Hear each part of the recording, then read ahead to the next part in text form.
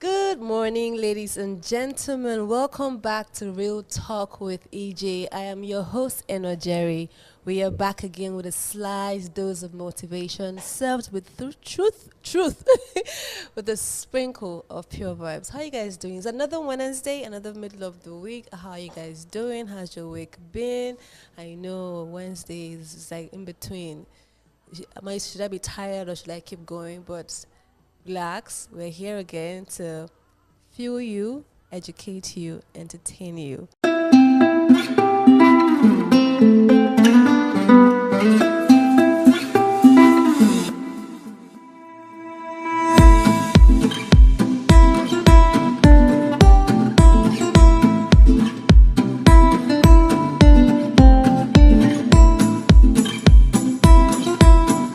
What are you guys listening to these days? Because me, I would like to know what your playlist is. Because I've been vibing to some really good tunes lately. Especially there's this new album that came out last year, 2 years ago. People by Jonathan McReynolds. I hope I said that right. God help me. So yeah, it's such a beautiful album. I've been playing that on repeats for the past 20 days, or at least since the beginning of the year. So let me know what you guys are listening to. I would love to hear about it. Okay, so today is gonna be rather an interesting conversation, a deeper conversation. But before we delve deep, let's go into our quotes for the day. And it goes like this: whatever action you choose to execute with your power, if it is not based or founded in love, then your execution will be extremely toxic for the people at the receiving end. So a lot of us if you're blessed with a position of authority, position of power, and we are so sometimes quick to want to execute the power that we have on the people that we are supposed to be ruling or in authority of. But if whatever you're doing, let it be founded in love. Let it be rooted in love. Because if it is not, you won't know when you've slipped into toxic behavior. You won't know when you've slipped from being a leader to being a tyrant. So whatever it is that you're doing, whatever position you're holding, please, the people that are looking up to you, the people that look at you as an inspiration, as a role model, ensure that your actions should be based on love. All right. Okay, so today we are going to be talking about entropy. A lot of you have never heard that word before. That's why we are here. And with me today, I have a very special guest with me today. The first time I heard him speak, if you see him on the road, I promise you will just walk by and you won't even think or notice, like, because he's so quiet, he's so calm. But the moment he opens his mouth, your jaw would drop. The first time I heard him speak, it was at church. He came and there was a program we were having in our church called Take Him. We brought him in as a guest speaker, and I was at the back because I had some to do like a performance. I heard him speak. I had to stop whatever I was doing just to listen. And you know, when you're listening to someone and your body is shaking, your body is vibrating, you're like, oh my God, like so much knowledge inside one person. So this is such an honor to have him here. My guest today is Mr. Sixtus Ulaka. I hope I got that. I'm sorry. Yes, I hope I got that right. Yes, you got it Okay, right. so he's an entertainer and is an entertainment and brand consultant, a content creator, a business person, a videographer, a broadcaster, and this one, he has to be the one to explain this one to me and to all of us. He's a Jesus apologist. Okay, first of all, let's start with that. Thank you. Welcome to the show, by the way. Thank you very much. I appreciate it. Okay, so Jesus apologist. Tell Okay. me, what does that mean? Okay, apologies generally is gotten from the Greek word apologio. Yeah, which means that to give a witness a defense for anything that you believe in. Okay, if you believe in fashion and you are such an enthusiast for it, and you can actually get to promote it very well and get to present it in the best presentable light, as opposed to other lights that are not effective or efficient, that makes you an apologist. So you have movie apologies, you have atheists are apologists. Oh. Yeah, because evolution is our apologists also, Okay. because they are trying to defend their worldviews whatever their belief systems are. Okay, So because I know the first time when we had apologies, the first thing that came to my mind, like, why are you apologizing for who Jesus is? okay, yes, it's the word has morphed over time, Yeah. and it has its meaning has changed, Yeah. but its original meaning has never been what we have as What we apology have- now. It has to mean to give a witness, take a stand, and tell them this is why I do this is why I believe in this. Okay. LGBTQ Yeah. apologies for Apologies was- LGBTQ yeah. and for their alternate lifestyle. Yeah. What's the favorite thing about Jesus for you? Love, love is awesome, Yeah. because to abandon everything That who you're he doing. was, to morph and become like me, and not just like me, but to go lower than me, to die, become sin, to save me. Wow. It's Wow. crazy. It has to Yeah. be love. It has to be stupid, crazy, Yeah, too senseless. senseless. love. That's the word. Wow. Okay, so you're a multi-talented person, but of all the things that we've mentioned, which one is your favorite, and which one comes to you naturally? Okay, I'll take the Jesus apologies. Okay. Yeah, it comes to me naturally, Okay. because you find that it ties to today, Okay. because you look at life. There's a big question in the heart of people. I rather big questions in the hearts of people, and 4 of those fundamental questions are origin, meaning, morality, destiny. And Origin, meaning, morality, destiny. It Okay. comes with, or destination rather. Okay. It comes to everybody. Where Okay. did I come from? Origin. Meaning, what's the meaning of life? Why am I here? Yeah, why am I here? Yeah. Morality, evil. Why is there What's evil? good? What's bad? What's good, what's bad? And how do we know what's good, what's bad? Why do we do good? Why is evil? And then destination. Where do I go from here? Now, these are the top biggest questions in the heart of people. Some people may try to circumnavigate it, but they are there. So these are the things that you look at, and it's difficult. It's only in the person of Jesus that these 4 questions are answered effectively and efficiently. No other worldview. No other worldview. You don't know where you came from. Something happened. There was an accidental discharge called a Big Bang that over billions of years, given to time, chance, and natural selection, we evolved and we got here. Then after here, what happens? When we get to thermal equilibrium and the world and the universe eventually dies out, where do we go? What happens? You're just kind of like entered into the topic already. So let's just delve in. Entropy. What is entropy? I know a lot of my listeners have never heard of this word. I didn't even hear of this word until sometime last year, and it struck me, and I was kind of very interested in it, because the idea of disorderliness of the world is natural to the universe, and that's basically what entropy is. When this is a state of disorderliness and state of chaos. So that means, because I read a book called The Geek Testament by Mr. Kolawale Olatubosun, and he defined entropy in his words. He said entropy is a measure of disorderliness disorderliness of a system, the lack of order or predictability, and a gradual decline into disorder. So in the beginning, you can say, in the creation of the world, there was entropy, because the world was without form and void. So there was that chaos before chaos came, when creation happened. Okay. Entropy, like you rightly stated, is chaos. But entropy is not really chaos. Okay. Because you find that what you see chaos is at the macro state. Macro state, that's at the very visible state. Yeah. When you look at the micro state, entropy is just a fancy term or fancy word for internal arrangement. The very different ways in which you can arrange the micro state, the molecule, the atoms and stuff. So that's what it means. So in moving them from one position to another and trying to rearrange them, that's what is called disorder. But actually, it is trying to find positions and output that is most favorable and preferable for it, so that a macro state can be achieved. Now, if you're going to look at entropy from the scientific term should be from the Big Bang. And at the Big Bang, there was low entropy because at that point, the energy was clustered together. Then as time began to progressed, high entropy came in, energy began to move out. At low entropy, life could not really be possible. It was at high entropy, so you had energy, heat was given up, and life forms could really come. Now, if you're going to go, that is looking at it from the scientific point of view, but if you're looking at it from the theistic point of view, in which there's an intelligent design with an intelligent designer, like you said in the beginning, now that's Genesis 1, 2, there was entropy. But if you backtrack to Genesis 1:1, saying in the beginning, God created the heavens and the earth. Yes.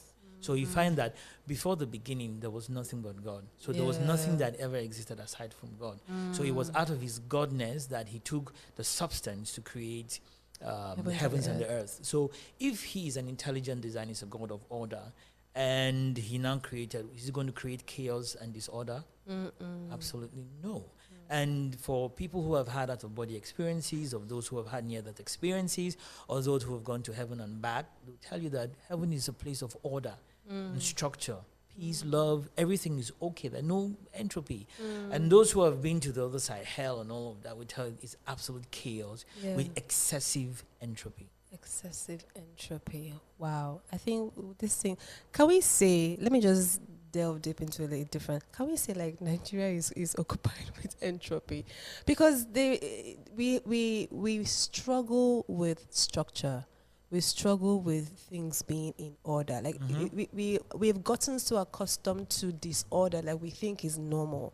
And which is not, and which is actually very dangerous for us as a people and for our growth as a nation. Like we are so sink into entropy that we don't even know that we are sinking into entropy.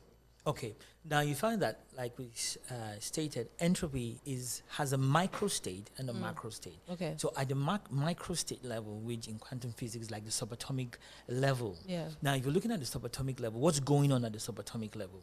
What's going on at the subatomic or micro state in Nigeria? Yeah. There's systemic chaos, and systemic chaos can be limited to what you call a system.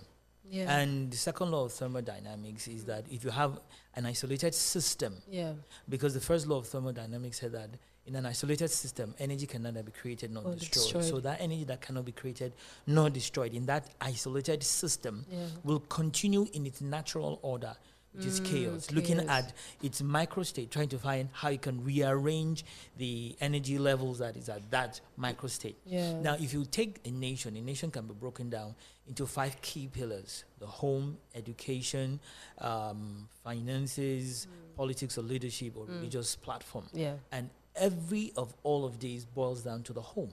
So the home becomes the microstate. At the microstate, what are you learning, or what are you teaching people there? Is there order in the microstate?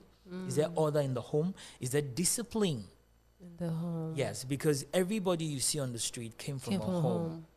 Some of them have good homes, some of them have bad homes. Some of them have well-knitted homes, some of them have broken homes. But they came from somewhere. Yeah. So if the home doesn't take care of them, they push them to the street. And the street is for nobody. And that is where you have absolute chaos, and people begin to do anything. That's the learn street, they behave street, they do whatever they do. So you find that the home is broken, and the educational system is broken, the financial system is broken, the leadership structure or the political structure is broken, the religious structure is broken. If the key pillars that hold up a system or a society is broken, and then you have a leader from that broken system, what do you expect? What do you expect? Can you say that? Which one comes like, is like the chicken or the egg? Because the home can be influenced by every other thing you just mentioned.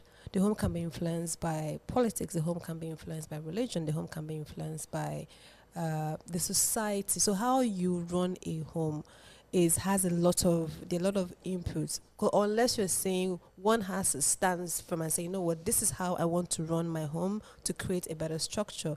Because there are people that are the reason why they cannot raise their kids properly because of what society expects, or because of what the religion that you're worshiping expects. So like the home is influenced by this other aspects of a nation. Okay, like I said, in a micro state, the home is a micro state. Yeah, there's leadership there. Okay, political leadership or leadership there. Leadership, and there's a structure: the husband, the wife, and the kids. So there is religion there, because man knows within himself that he came from somewhere, Okay. and then he's here for a reason, morality and all of that, and he's going to go somewhere. And you try to instill that in your home. Yeah. There is education there because you teach your children, or you teach the home, or you have order, what you want them to do, the kind of information that you want to pass across. And then also there's religion. Okay, talk to religion. Then there's finances. You make money, and okay, this is how money is going to be shared and said. So the home is that micro nation. Okay, that incubator starts everything. Yes, that's the incubation center. Yeah. And then it projects it into the larger economy, the larger world, which is the macro world. Oh wow, that's interesting. So I'm gonna be stating some things, and we can either agree on this or disagree on it. So the first sentence is: success is not actively cultivated and tended. No, success that is not actively cultivated and tended will eventually fall apart, as entropy is a constant thing in the universe. Do you agree or disagree? It was the legendary Chinua Achebe who wrote that in his book, Things Fall Apart. Yeah. And the completion of that is things fall apart when the center cannot hold. There has to be a center that holds. Okay. So if you do not cultivate success effectively and keep cultivating and harnessing it, we live in a dystopian system, which is also an entropic system, which is pulling at the same. It will naturally fall back. They say nature abhors vacuum. Yeah. If you leave a building to itself over a period of time, entropy sets in, starts falling apart. Yeah. So it needs something that will coordinate, bind it, and keep it in order. So yes, you have to keep coordinating your success. The richest man in the world today is who? I think Jeff Bezos or Elon Musk. Musk. Okay. So Musk overtook Bezos. Okay. Yeah. Now, because of what Musk was doing and his Tesla, the stocks of Tesla rose. Oh yeah. And then it overtook because he's busy working. He didn't just say that I was a billionaire. I'm a billionaire rather, and I'm somewhere. I'm okay. No, he kept pushing. Why? Because he has a vision. Yeah. Now, if you don't have a vision of where you're going, what you want to do, what you hope to achieve within a specific time range, you can become lackadaisical. And once you become lackadaisical, anything goes. So you start falling. Nigeria wasn't like this. In the 60s, there was order. Yeah. There was vision. We wanted to go somewhere. People were coming in. Now, as they were coming in, they were generating more entropy. And we had a way of diffusing that. And it became a plus to us. Our economy grew, and also our name grew, and we were able to was intact. We were able to export our knowledge and information out to India and also Asia, and even Africa. But over time, visionary leadership was lost, and eventually we got to where we are now. That's crazy. You said something very key. If a building is left on its own and if it's not tended to and managed, entropy would, this regular state of the universe, which is disorderliness, will come in. So it now brings, I'm going to go a little deep. It means that God that created the world, in the beginning there was entropy, and God created order.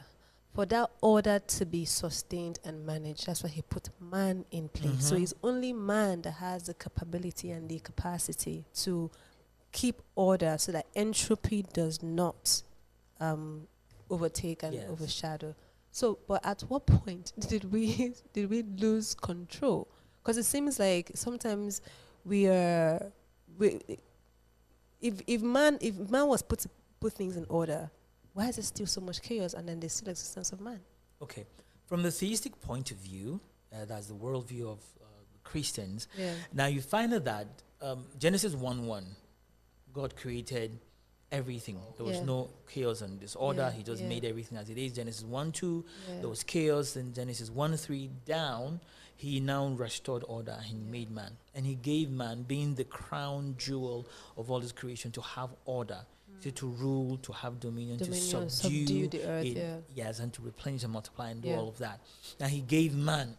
So man is the one who was supposed to regulate manage the world system. Yeah. Man was good, Yeah. God was good, Yeah. the environment was good. Yeah. But there was a clause. The day you do this, you disobey, this is going to happen. Yeah. So man disobeyed. He took what he was not supposed to take. Take. And by doing that, he was tempted by an entity called Satan, the devil. And then there was a change in order. It was God, it was man, it was angels. Originally, it was God. Then when God made the heavens, Yeah. it was God and the angels. When God made the earth, it was God, angels, and the animals. When Yeah. man came, was God, man, the angels, and animals. Animals. Now, among the angels, there was a rebel, Satan, Lucifer, Yeah, who Lucifer. rebelled and was kicked out. So they made it the bottom line. So it was God, man, angels, animals, and the devil. Yeah. So when he came to tempt man, and man agreed and obliged him, there was a swap. Of authority. Yes. No. So it was now God, it was now the devil, it was angels, it was The animals, animals. and man was at the So bottom. that's why the man can be afraid of animals or some animals or wow. Because the authority has been that ripped man away, had been taken away was from him. taken away. So man gave the authority to the enemy, Yeah. and then the enemy being bad, yeah.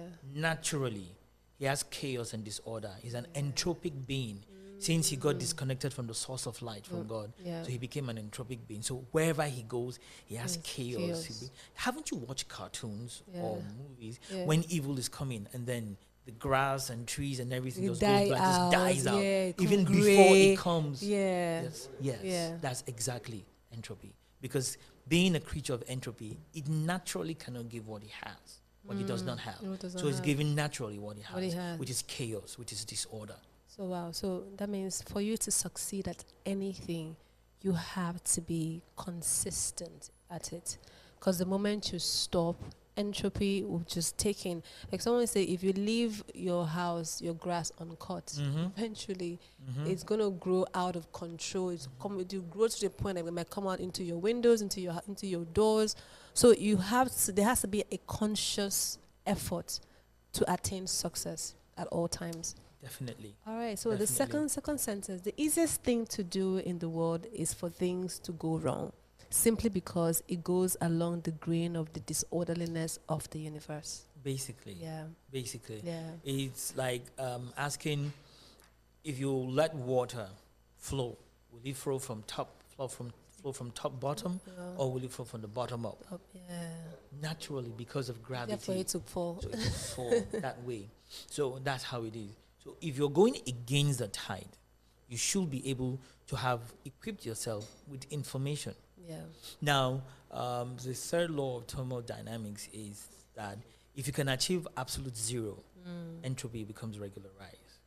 That means an absolute zero is an ideal, it's not achievable yet, cannot be achieved yet. But if you can achieve it, you can regularize entropy. Now we're here. It's AC in here. It's cold. So heat is Yeah, lowered. yeah, it's So lowered. why? Because it's taking the heat out of here Yeah. and pushing it somewhere else. So it's creating that environment that is conducive. To create order in a particular place, you need to create disorder some other place. Other place. Because if you're taking the disorder from here, you're putting It's it going somewhere. somewhere else. You have a trash can. If you clean your house, your room, you put it in the trash can. Yeah. So you're creating order here, but you're taking the disorderliness and you're putting it there. Put it somewhere else. Now, there's what is called the Maxwell demon. It's a thought experiment in physics, which means that if you have entropy and you want to reverse entropy, you need to introduce a finite being that has excessive intelligence, that knows all the possible forms, Outcomes. yes, of where all the molecules are at once, and it begins to open like you have two compartment A, B, then there is a door. So it will now take all the fast-moving elements or atoms and put them in one compartment, and all the slow elements, atoms rather, in one compartment. So the molecules of atoms that are high have been regulated in one particular compartment, Yeah. and those ones are in another compartment. So you have reverse entropy because you've taken what was high here. and heat and you put it somewhere else. Somewhere So, else. but you need to introduce that particular being. And it's very simple, because the book of Daniel stated that when Shadrach, Meshach, and Abednego were introduced into the burning flame, fire, where there was entropy, there was a fourth man that brought order.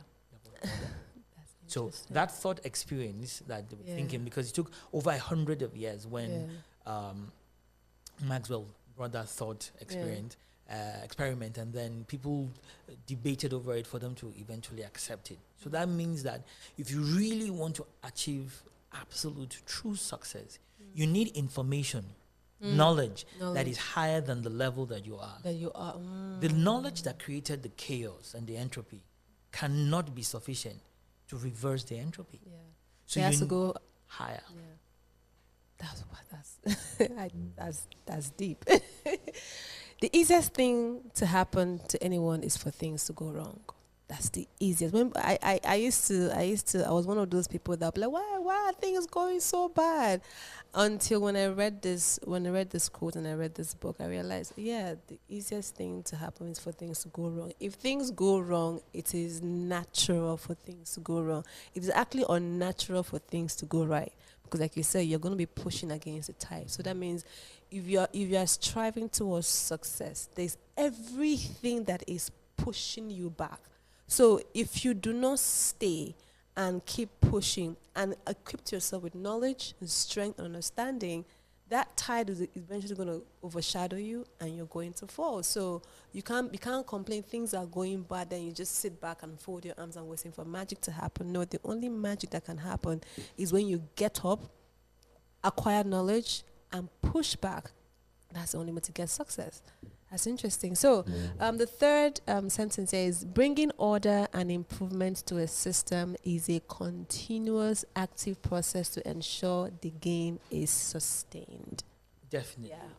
Yeah. Energy has to be sustained. For you to continually have entropy. There's what is called thermal equilibrium, where it is believed that now the three laws of thermal dynamics, there's a fourth law, which is actually called the zeroth law, which was recently discovered, or they came to agreement upon it, is that if body A is in thermal harmony with body B, and then body B is in thermal harmony with body C, it automatically means that A, B, and C are in thermal equilibrium or thermal balance or thermal harmony. Oh, wow. Yes. Now, if you get a thermal equilibrium or a thermal balance, a heat balance, it means that the heat from this system, from the higher perspective to a lower perspective, transfer this heat, and then the heat from here and here have been balanced out. So that no longer transferring heat is an equilibrium, is a state of balance.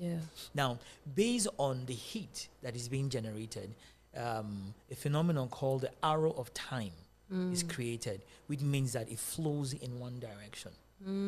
That is why you give birth to a child, the child begins to grow, the child grows, becomes matured. From getting mature, they enter the senior years, from the senior years, and eventually people age and they die. Follow the arrow of time.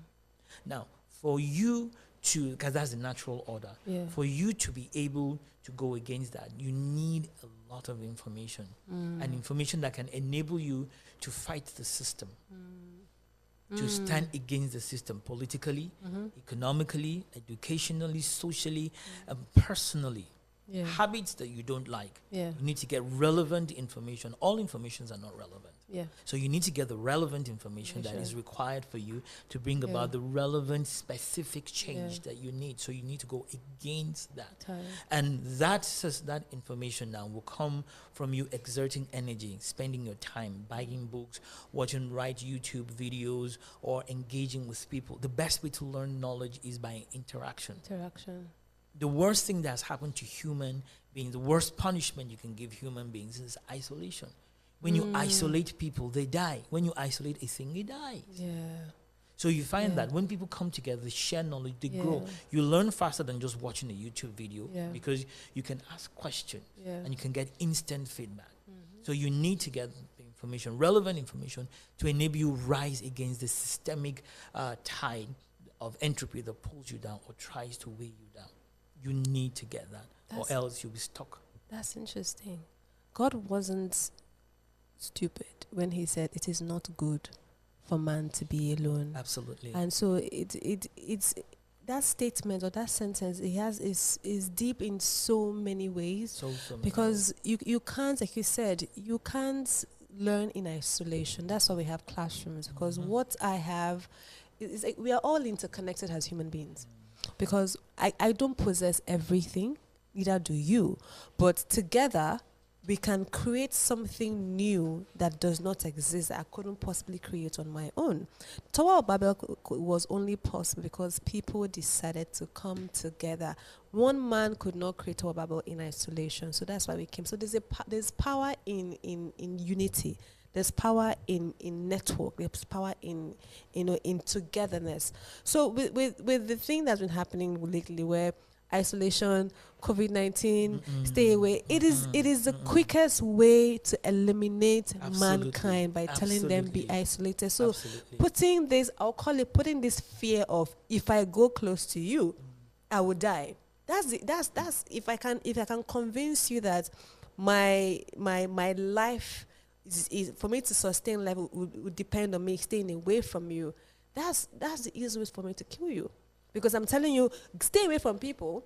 Okay. You know what's happening? Because at the micro state, in your brain, in your mind, you're already programming death if I go near you. Yeah. So once I go near you, the neurotransmitters from my brain begin to transmit neurons into my body that begin to program me to respond to what has been programmed, which is death. If I'm wearing mask, I can still interact with people. I will not be isolated. So if there's mask and mask helps and works, so why should I be isolated? If I sanitize my hands, why should I be isolated? I'm sanitized, I'm masked up. I can still engage. Talk. Because that harmony, that interaction is not broken. But by the time you break people, you incarcerate people who are incarcerated, when they come out, they don't get better. They're broken. Especially if you're in solitary confinement or isolation. You get broken. Two things happen to people in solitary isolation. They either go crazy or they find God. Wow. Yes, any kind of God. But they either go crazy or they find God. Because they need something there that can keep them company, that can give them good company. So they either start talking to themselves until they go local or they discover a higher being. So that's what happened. So if I'm all masked up and I'm sanitized, I can still interact. I should still interact. So that the knowledge and the life that comes, the energy that comes from us keeps going on. The energy and the frequency that comes from the heart extends up to 6 to 10 feet as it has been measured. Oh, wow. Yes. So the heart energy, the pulse that comes from the heart extends up to 6 to 8 feet wide. So you see, when I get to you, I'm not just meeting you as a person. I'm meeting the energy, the aura that comes around you. So that explains when you're in the room by yourself and somebody walks in, you feel it. Definitely. There's like, it feels like so. Or when you're walking and someone is looking at you, like I can feel someone looking at me. I think the hair on your nape. They start to stand up because that energy is coming. That's interesting. Wow. So we're going to go on a quick break, and when we'll come back, we'll just kind of like round off this conversation on entropy. So we'll be right back. Stick around. Do not always go with your urges, and especially those of us that operate on social media, the urge to clap back, the urge to slap back, the urge to just, I give it to you, you give it to me. It doesn't promote anything positive. So gain control over your urges, because if you don't, it becomes load over you. All right, welcome back to Real Talk with AJ. I am your host, Eno Jerry, and today we are talking about entropy, the disorderliness of a system. Entropy is real. Disorder is real, is natural.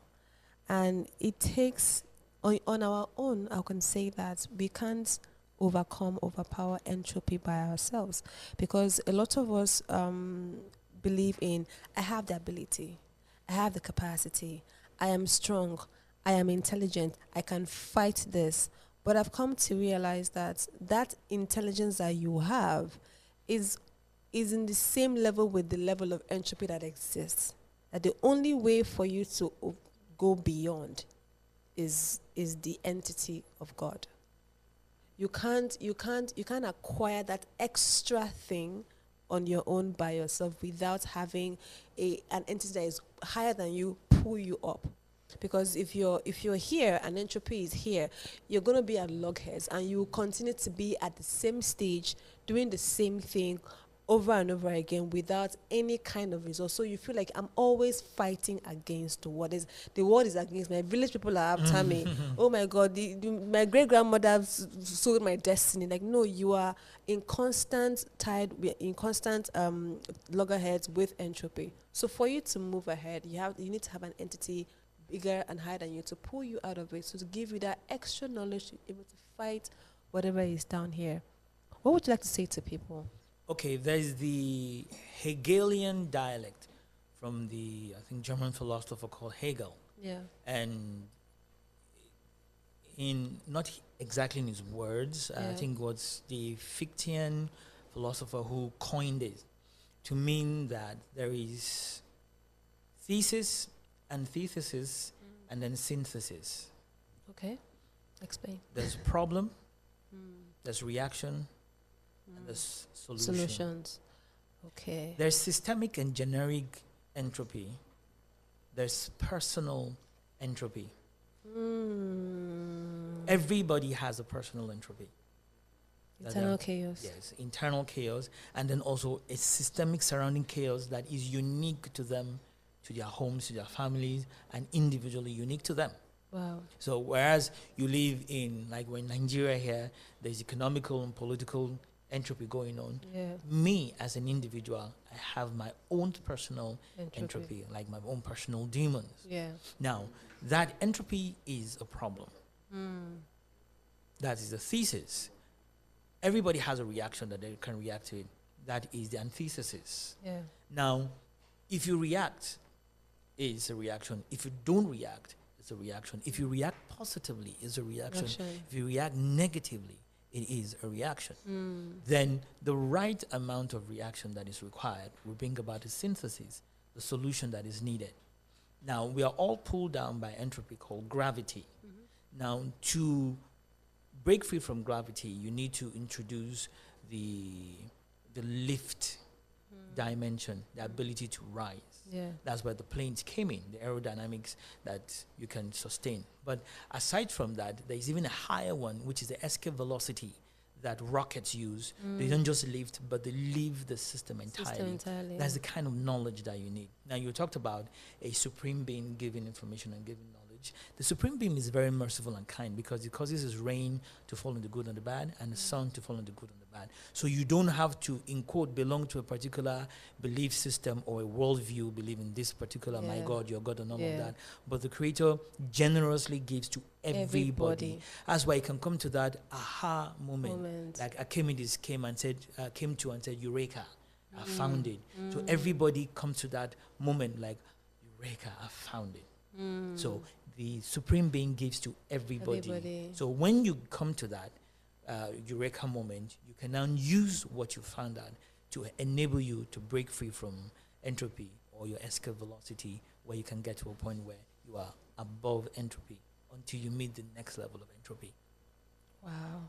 Mr. Sixtus, I can say this 1,000 times.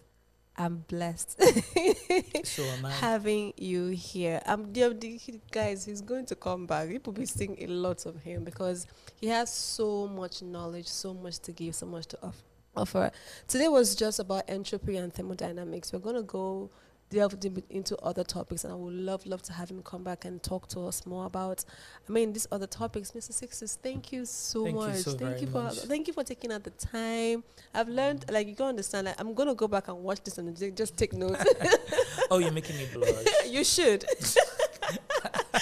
All right, guys, ladies and gentlemen, this is Real Talk with EJ. I am your host, Eno Jerry, and I will see you next time. Have a lovely day.